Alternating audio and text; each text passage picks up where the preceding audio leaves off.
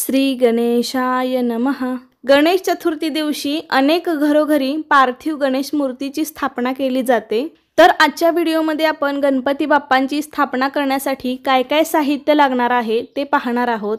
कारण वर्षातून एकदा आपल्या घरी बाप्पा येतात तर त्यांचं विधिवत पूजन झालंच पाहिजे आणि पूजेसाठी लागणाऱ्या साहित्यांची आपण आधीच जमवाजमव केली तर ऐनवेळी गडबड होत नाही आणि आपली पूजा पण शांतपणे आणि चांगली होते। आणि पूजा करण्याआधी आपण हे साहित्य जवळ घेऊन बसावे, त्यामुळे पूजा करताना वारंवार उठावं लागत नाही। तर सर्वात पहिलं म्हणजे गणपती बाप्पांची स्थापना करण्यासाठी आपल्याला पार्थिव गणेश मूर्ती घ्यायची आहे।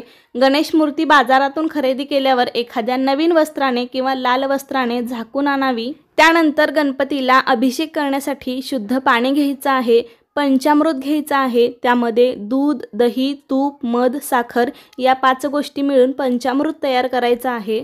थोडेसे तांदूळ घेतले आहेत, त्यासोबतच चंदन, हळदी, कुंकू, अष्टगंध, अक्षता, माचीस, गुळ खोबऱ्याचा नैवेद्य, गणपतीला जानवे घेतले आहे। कापसाची वस्त्रमाळ घ्यायची आहे, त्यासोबतच धूप, अगरबत्ती, या ठिकाणी मी कापूर घेतला आहे आरतीसाठी। काही वाती लागतील आपल्याला दिव्यासाठी, तर तुम्ही दिव्यामध्ये तेल किंवा तूप घालणार असाल तर ते पण घेऊन बसावे। घंटा घ्यायची आहे आणि तुमच्या देवघरामध्ये शंख असेल तर तो पण घ्यायचा आहे। नैवेद्यासाठी वेगळं पाणी घ्यायचं आहे। तसेच नैवेद्यासाठी 5 प्रकारची फळं घेतली जातात, तरी पण तुमच्याकडे जी उपलब्ध आहेत ती तुम्ही घेऊ शकता। त्यानंतर गणपती बाप्पांसाठी आपल्याला नवकोरं वस्त्र किंवा लाल रंगाचं वस्त्र घ्यायचं आहे। हात पुसण्यासाठी एक नॅपकिन, त्यासोबतच इथे मी तूप घेतलं आहे। प्राणप्रतिष्ठापना करण्यासाठी आपल्याला थोडंसं तूप लागतं। त्यासोबतच अभिषेक करण्यासाठी ताम्हण आणि पळी घ्यायची आहे।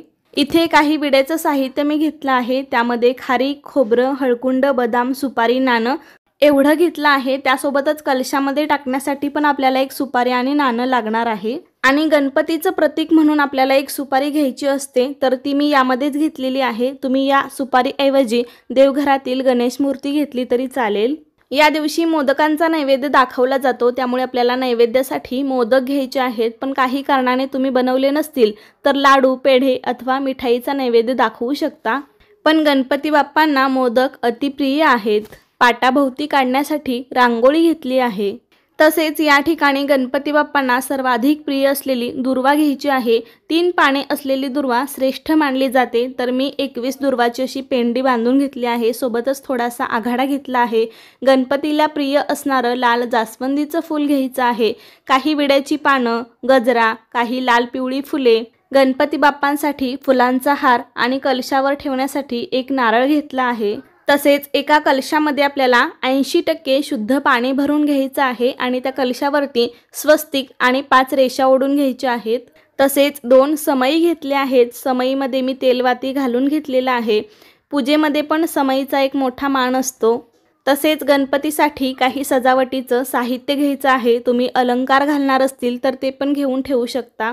त्यासोबतच एखादं तुपाचं निरांजन घेऊ शकता। आणि गणपतीसाठी तुम्ही जरी टेबल ठेवला असेल तर त्या टेबलावरती पाट किंवा चौरंग ठेवावा, त्यामुळे आपल्याला पाट किंवा चौरंग लागणार आहे। आणि काही जण या पूजेमध्ये पत्री पण ठेवतात। आम्ही आमच्या भागामध्ये नाही ठेवत, फक्त आम्ही हरतालिकेच्या दिवशी पत्री ठेवतो। आणि गणपतीच्या दिवशी जर तुम्ही ठेवणार असाल तर त्यामध्ये मोगरा, माका, बेल, दुर्वा, धोत्रा, तुळस, शमीपत्र, आघाडा, रुई, डाळिंब, कर्दळी एवढ्या पत्री आपल्याला घ्यायच्या आहेत, किंवा तुम्हाला ज्या मिळतील त्या घेऊ शकता किंवा 5 प्रकारच्या घेतल्या तरी चालतील। आणि पूजेला बसण्यासाठी आसन घ्यायचं आहे। तर एवढं साहित्य आपल्याला पार्थिव गणेश मूर्तीची स्थापना करण्यासाठी लागणार आहे। यापैकी एखादं साहित्य कमी जास्त असलं तरीही चालेल, फक्त मनोभावे पूजा करावी, कारण शेवटी भाव महत्त्वाचा असतो। आपण अगदी शुद्ध अंतःकरणाने मनापासून केलेली पूजा देवापर्यंत नक्कीच पोहोचते। त्यामुळे आपल्याला उपलब्ध होईल त्या साहित्यामध्ये मनोभावे पूजा करावी। तर गणपती बाप्पांची स्थापना एकदम विधिवत आणि सरळ, साध्या, सोप्या पद्धतीने कशी करायची हे जर तुम्हाला पाहायचं असेल तर आपल्या चॅनेलवरती व्हिडिओ आहे, किंवा या व्हिडिओच्या खाली डिस्क्रिप्शन बॉक्समध्ये लिंक दिली आहे, नक्की जाऊन तो व्हिडिओ पहा। हेच सर्व साहित्य वापरून मी अत्यंत सोपी पूजा दाखवली आहे, त्यासाठी व्हिडिओ नक्की पहा। आणि आजचा हा व्हिडिओ तुम्हाला कसा वाटला मला नक्की सांगा। आवडला असेल तर लाईक करा, शेअर करा आणि चॅनेलवरती नवीन असाल तर सबस्क्राईब करायला विसरू नका। धन्यवाद।